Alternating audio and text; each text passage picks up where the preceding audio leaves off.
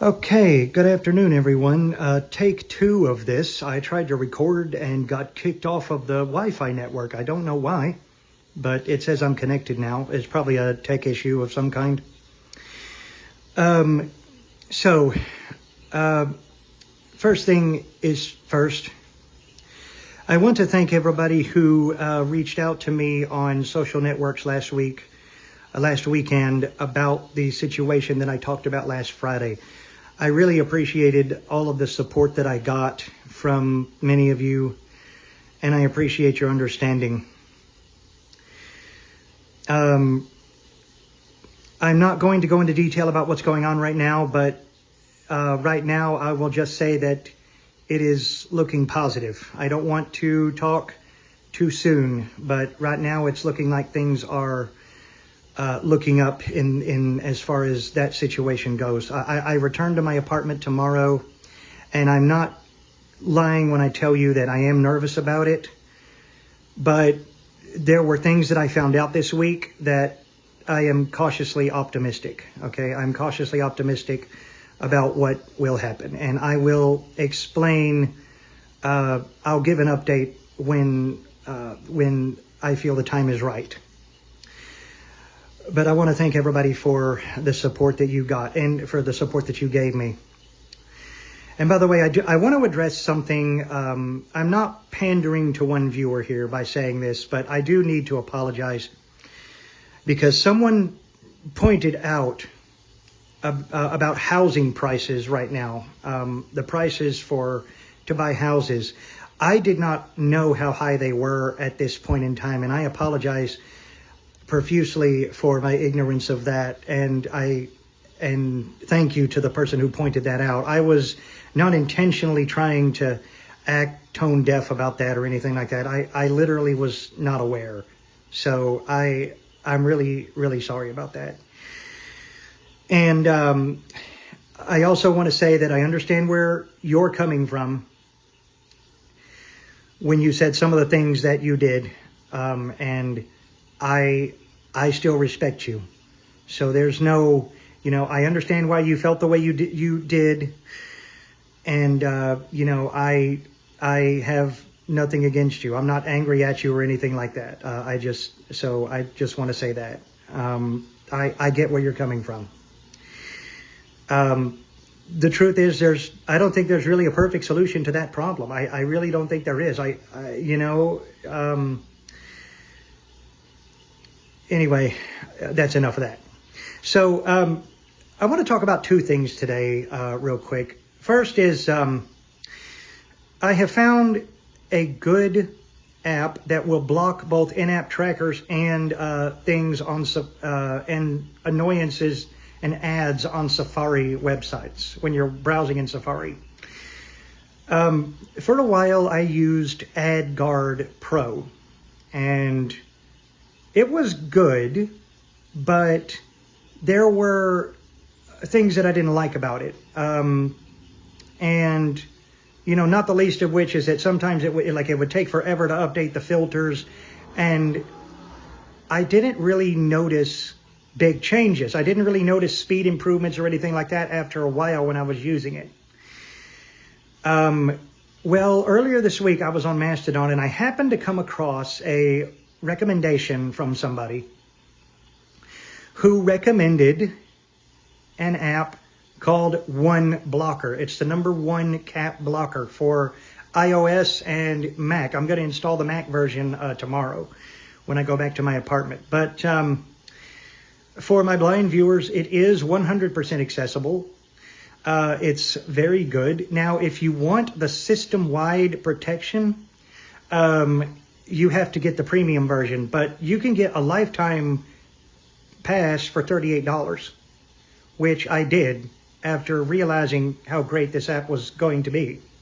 So the way that this app works is that now with the free version, you can use rules. It will be a pop-up blocker and block things like that in Safari. But if you want the system-wide protection, you have to get the premium version. It's called the firewall. That's what the system-wide thing is called. And what it does, if you are familiar with how AdGuard works. Okay, those of you that have used it, if you're familiar with how AdGuard works, it installs a fake VPN profile, but it does all the security checks on the device, and it doesn't route your traffic through VPN servers. It works similarly to AdGuard, but I find that this is a lot more stable. And also, if you get the premium version, the rules and tracker databases and stuff like that, I believe, are updated in real time. So it's really cool how everything syncs up with the cloud and does that. Now, I am also a fierce proponent of VPNs. I use NordVPN that's my VPN of choice. And I prefer that one because I've had even though the app has some accessibility issues, I prefer that one because it has, in my opinion, it has the fastest servers.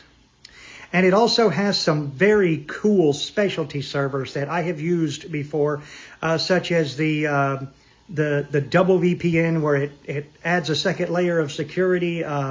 There's Tor VPN, where it routes first through the VPN and then through the Onion router through Tor servers. And there's several other there's several other features that I have really liked about it. I've used NordVPN off and on since 2022. And this week they gave me a deal to come back. It's like, oh, here's 2 years for, rounding it up, $75. And I'm like, well, I can't beat that. So I reclaimed an offer. Now, I use VPNs mainly for security reasons, and also for the occasional time when I need to bypass geo-blocking restrictions.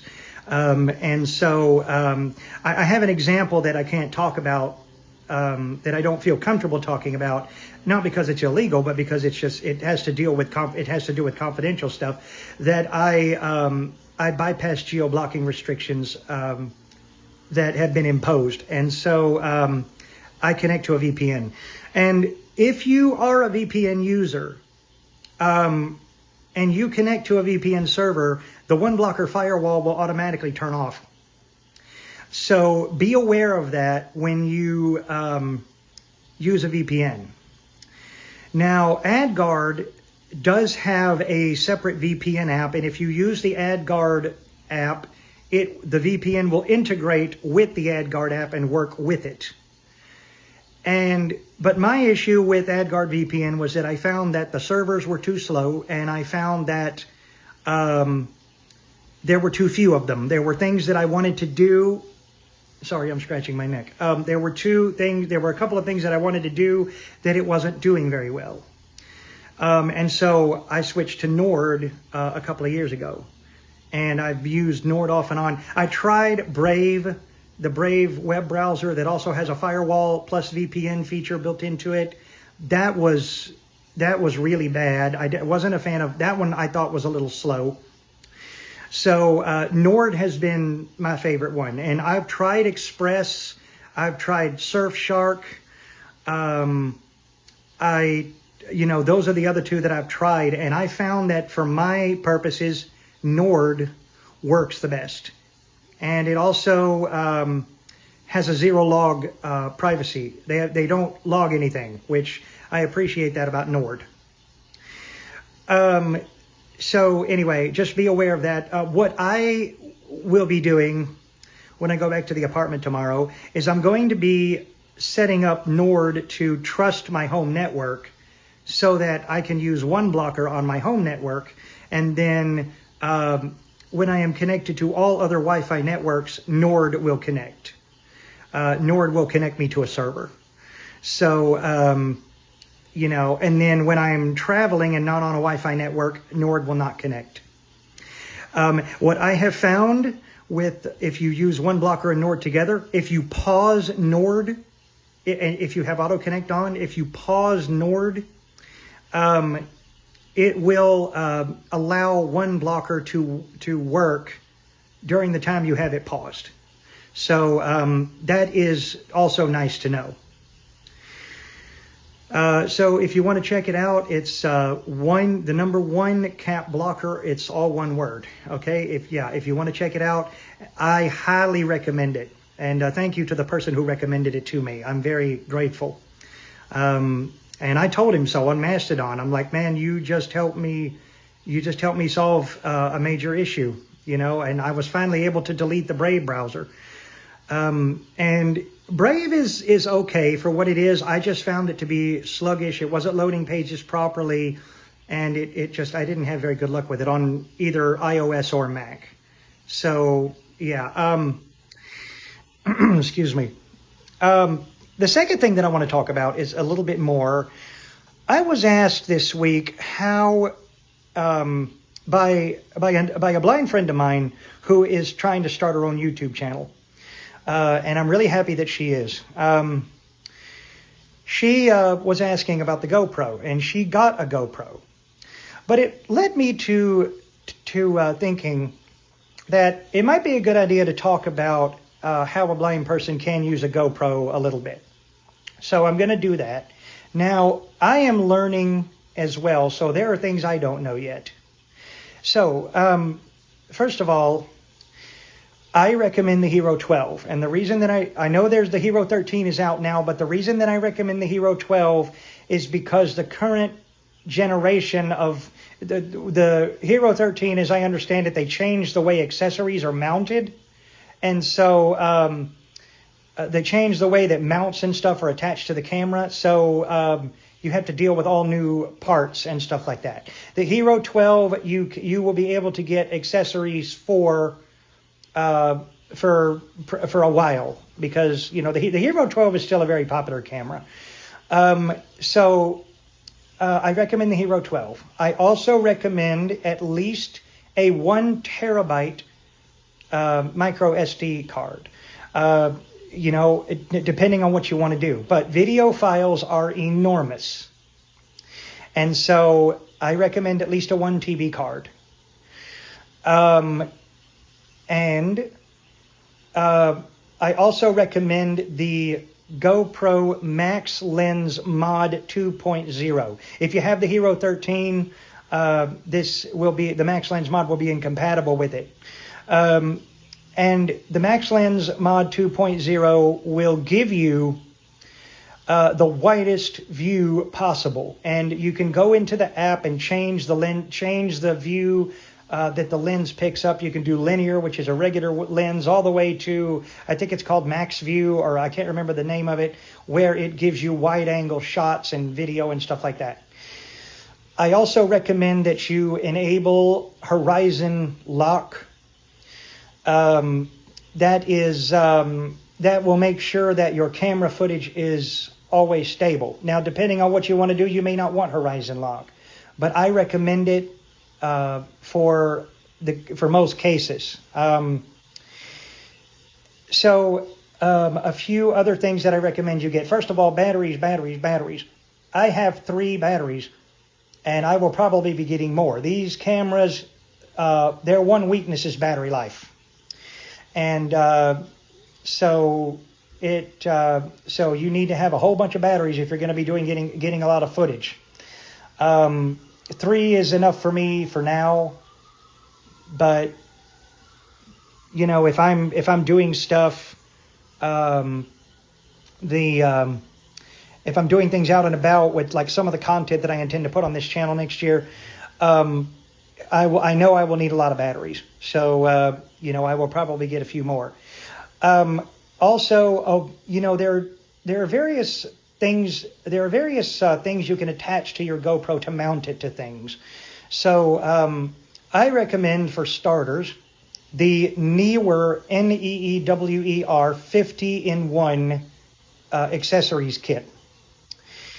And I recommend that because it gives you a whole bunch of stuff that you will be thankful for to start out with. They give you a tripod. They give you a wrist strap. They give you a chest harness. They give you a whole bunch of other things. I first got the Black Pro 60-in-1 accessory kit, And I don't recommend that one at all. It is, the accessories are very poorly, the construction feels incredibly poor, and I don't like the build quality of the accessories that are in that one. Although the Black Pro chest harness is pretty nice, I will say that. I also recommend, because you're going to be screwing a lot of these mounts on, I recommend that you get screws from Fire Rock and Subtig, S-U-P-T-I-G. The reason I recommend those is because they have their grips are more tactile, and they tend to fit in easier. The Fire Rock ones are stainless steel too, which is very nice. I have screws from both companies, and so when you get the GoPro, you will need. Now, first of all, you're going to have to lift up the battery door to get to the USB port. There is a battery door from a company called Ulanzi. I believe it's U-L-A-N-Z. It's either E or I can't remember. That has a pass-through battery door that you can put on your GoPro, where there's a slot in the door that allows you to pass a USB cable through the door and into the port. But if you want your GoPro to be waterproof, don't use that door, because it will break the watertight seal on the GoPro. So be careful if you choose to use that door. The Media Mod is a good option if you want to use external microphones or stuff like that. I have not played with the Media Mod. I have the Media Mod. I recommend the GoPro Hero 12 Creator Edition if you can get a hold of one. That is, with that particular kit, they give you get the GoPro, the Media Mod, the Light Mod, which basically it helps with night shots, and a thing called the Volta, which is basically it's a grip that you can attach to the camera that has a battery built into it. I have not played with the Volta, so I don't know anything about it. But not everybody needs the Media Mod. I know plenty of people who are perfectly happy without the Media Mod. It all depends on what you want to do. I also recommend a couple of HSU Wind Slayers. They're windscreens designed for the GoPro. And I recommend you get a couple of those if you're going to be doing outdoor shots, because it will really help you with sound. Okay, so a bit of an overview. The way you hold the GoPro is the power button should be on your right, and the GoPro is going to be lengthwise. The power button is going to be flush with the camera. It's going to feel like, I thought it was a microphone when I first touched it, and my friend who was helping me is like, no, dude, that's not the microphone, that's the power button. And on the top there will be a big square button that will be sticking up. That is the quick capture button. Now, you will need sighted assistance to get the GoPro up and running. If you use Aira like I do, for those of you that don't know, Aira is a service that connects blind people with professionally trained agents that can help them with various tasks. You can use Aira, you can use Be My Eyes. That's a free one. Or have someone you trust there to help you. And you will need to select the language for the camera, accept the terms of service. Also, I recommend keeping voice commands on. And so you can talk to it if you want to start with voice. And once you've done that, you connect it to the GoPro Quick app. And it's very quick and easy. Your phone will connect to the GoPro, and it will update its firmware and do other stuff. And also, that is the key to GoPro accessibility, is the GoPro Quick app. That is the main key to GoPro accessibility. So you need that app if you really want to do stuff with this. I also recommend that you turn off the front screen. You'll go into settings and do that. Turn off the front screen display because you won't be using it. You'll be using the app. I am more than happy to do a video later on if people are interested about the settings that I set up on my GoPro to optimize it. I use the settings recommended by a YouTube vlogger by the name of Danny McKee, and I owe him a lot for his tutorial where he suggested optimized settings for beginners. And there's a whole bunch of them out there. Everybody's got different preferences, but Danny was the one that I found the easiest to follow because he explained everything. And I'm not saying that other YouTube vloggers with GoPro tutorials are bad. I'm just saying that for me, Danny was the one, his settings made the most sense to me. Also, I recommend putting the SD card, the micro SD card in before you put in the battery, because that way you'll be able to tactily tell them apart. And also, the battery, it only goes in one way and it's pretty obvious.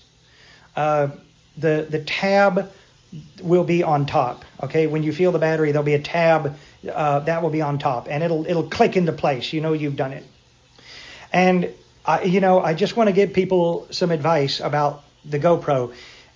You're going to get frustrated. You're going to wonder how in the world this is going to turn out. But you keep working at it and you learn as you go. That's the best thing I can tell you to do. And I want to thank Shane over at Adventures in Blind Videography for getting me into the GoPro. He got a GoPro Hero 10 in 2022, and then I got one, but then I realized a week or two later that I was not going to be able to afford to keep up payments on it. So I sent it back. And I won the Hero 12 that I have now through a contest at work. I'll go into that another time. They gave me the GoPro, but the GoPro wasn't a prize. People weren't, doing the thing for the GoPro. The GoPro was what I selected. So, but anyhow, and they gave me the Creator Edition. That's how I know about the Media Mod and all that stuff. But anyhow, Shane got me he got me interested in GoPros, and it took me 2 years before I was finally able to get one and really sit down with it and know that I didn't have to pay for it. In fact, I got the camera the week of my cochlear implant surgery. The Monday before my surgery, I got that camera. And then I was able to set it up. I believe it was the day before I got my implant activated. I think that was when I actually set it up. And so, you just need to be patient, okay? You'll get there. The other thing is attaching mounts. Now, the only mount that I have actually been able to attach to the GoPro is the tripod. I am still learning how to attach other mounts to it. Basically, when you're holding the GoPro right and the lens is facing you, on the bottom of it, you're going to feel 3 holes. And one of them is larger than the 2 on either side. The 2 on either side unfold out from the camera, and they look like little fingers. That's the best way I can describe them. And I still haven't figured out how you're supposed to get the mount and the screw through the holes to attach it. I still haven't figured that out. The tripod is easy because you put it into the largest hole, which is the middle hole, and you put that in there, and it works just fine. So anyhow, yeah. So that is that. And if any of you have any questions about using a GoPro as a blind person, please let me know, and I will do my best to help you. I am learning as well. In addition to, getting used to the implant, I'm also learning the GoPro. Although my main focus right now is learning how to adapt to the implant. And speaking of the implant, a week from Monday will be the next update. I will do another progress update then, because I did the update this past Wednesday, and I feel that this coming Monday will be too soon. So to do another one, I feel it would be too soon. So I'm going to wait a week and a couple of days, and then I'm going to do another one. So the week of Halloween, I believe, is when the next implant update will come. And ironically, a couple of weeks after that, I have another follow-up appointment with the audiologist. So, you know, and we're gonna be doing several of these over the next few months. You know, I'm gonna be going in with her. We're gonna be making adjustments and stuff like that. So this is a process, as many of you guys know by now. Anyhow. So you have that to look forward to. And like I said, and regarding the apartment situation, I will update people as things happen. Okay, I will update people as things happen. Like I said earlier in the video, right now it is looking positive. Okay, it's looking positive because of some things that happened this week. But I will not talk about it anymore until I get resolutions to certain things. Okay, so just and they're not bad things. Okay, I just need confirmation that certain things are happening, and so it just, yeah. So I'm waiting on that. But anyway, so that'll be about it for this video today. Thank you everyone for tuning in. I've been meaning to give my contact information out, and I completely forgot. I am on Instagram. My Instagram handle is jdmoore021888. So JDMOORE021888. I am on Mastodon at COASTERFREAK88 at COASTERFREAK88.net. So in other words, CoasterFreak88 at CoasterFreak88.net. I am on Discord as CoasterFreak88. I don't feel comfortable giving out my Facebook right now. I might start a page for this channel in the next couple of days. I'm not sure. So anyway, so you can contact me right now via Instagram or Mastodon. I will get a Facebook page set up in the next, or Discord. I'll get my Facebook page set up in the next couple of days.